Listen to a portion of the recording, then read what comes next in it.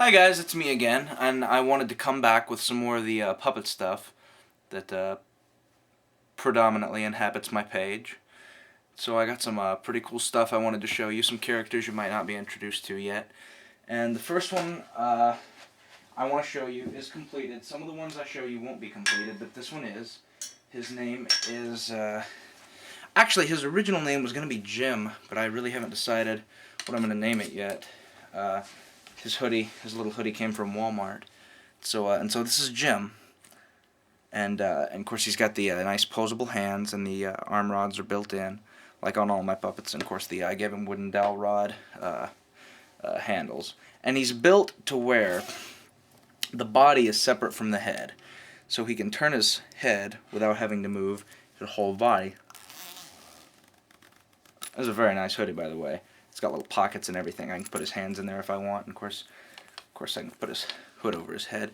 Now the original design for Jim is right here. I have it in my hand, and you can see he was originally going to be green, and his eyes were not going to be as big as they ended up, and his nose was a little smaller in the drawing.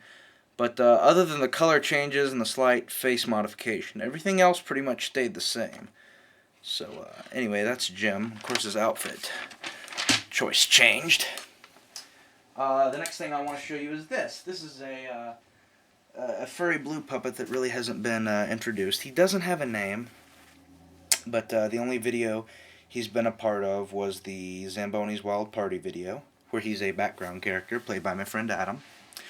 And he's got a nice big green nose, and the eyes, I decided not to give him eyelids because I thought it gave him more of that zany, spaced out, not knowing what to do kind of look. And he's got a green tongue, which is different.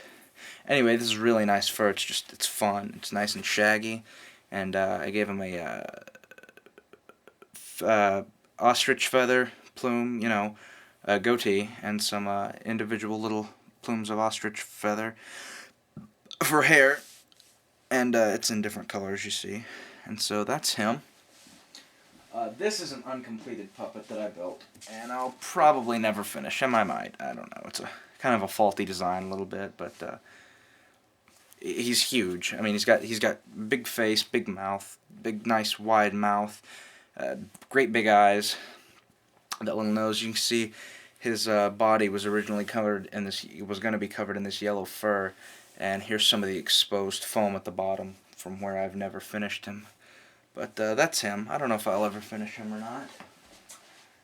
This is the next one I want to show you guys, and you guys have seen him before on some of my videos. His name is Zamboni.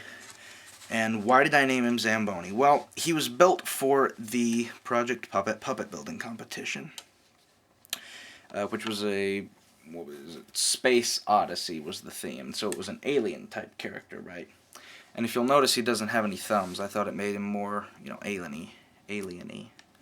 And his body's that nice kind of curly blue fur, and he's got little feathers on top, and that's Zamboni. And his arms are striped, and that took a while. I really wanted to take my time on this because I really wanted to win that competition. Didn't quite make top 10 though, but there's always next year.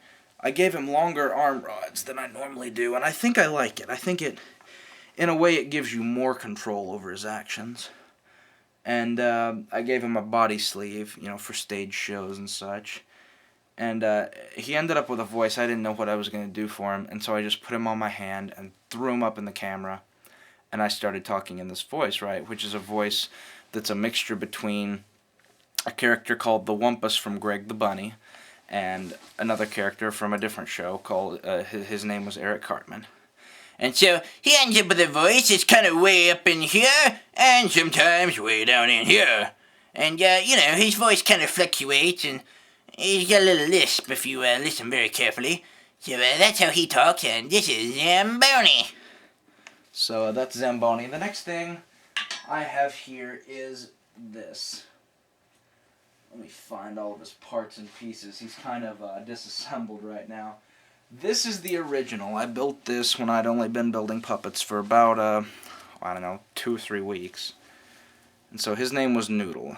He's got these flimsy little arms, and his hands aren't attached. They're clip-on. Anyway, this was Noodle, and I thought he was a cool character, and so I wanted to build a new one.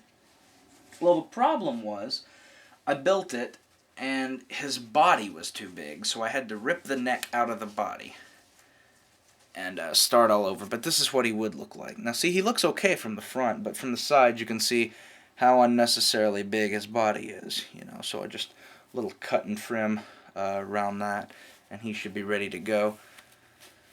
But this is him. You know, I changed the color of his hair, but he looks really nice. So I can't wait to finish him. And this is his arm, one of his completed arms, right here. I gave it a nice handle, and he's got the posable fingers, and of course the built-in rod, and so it'll sit right on his body, just kind of like that. It makes for good manipulation, you know. So stuff like that. This is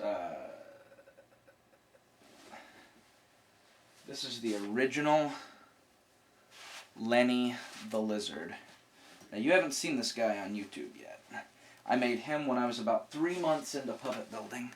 And this was my first attempt at a hand rod puppet. Not a bad attempt. His rods are flimsy. They were made of coat wire. He's got a very, very long arm sleeve. His tail's kind of saggy, and he looks a little droopy and sad. But he was a great first attempt, and I'm real proud of him. The stitching's not too great, but you know. So that's the original Lenny. And now I'll show you the next version of Lenny, which was made about 4 months after I made that Lenny. And I think he looks quite a bit better than the original. This is the second attempt at Lenny. I gave him a green stomach, and his tail is nice and firm this time. And I didn't rod both the hands, and I don't remember why I did that. But his hands are also considerably more bulky, and he doesn't look as sad. He looks more easily excitable. So a lot of my characters are easily excitable. It's just kind of my personality. So that's the second Lenny. And the last thing I wanted to show you guys was this. Back, I don't know, 2000, I guess late 2006. My parents grounded me, and they'd already taken the TV away and the computer. And so what I did is, what they did, they took away my puppets too. I thought, no, that's not going to fly. I got to have those, because I used to sit in my mirror and practice puppets.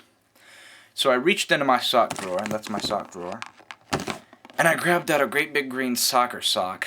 I started cutting up more socks and sewing bits and pieces together. I didn't even know how to sew. I just guessed at it. And this is what I came up with. This is my very first puppet. It's a simple sock puppet, and I'm very proud of him. See, his mouth is just a black sock cut up, and he originally had googly eyes, and I went back a little later and replaced them with these ping pong ball eyes because they look a lot better. But this is my very first attempt at a puppet, and he worked really nice, and everybody seemed to like him. So I thought to myself, well, hey, why not just start building more puppets?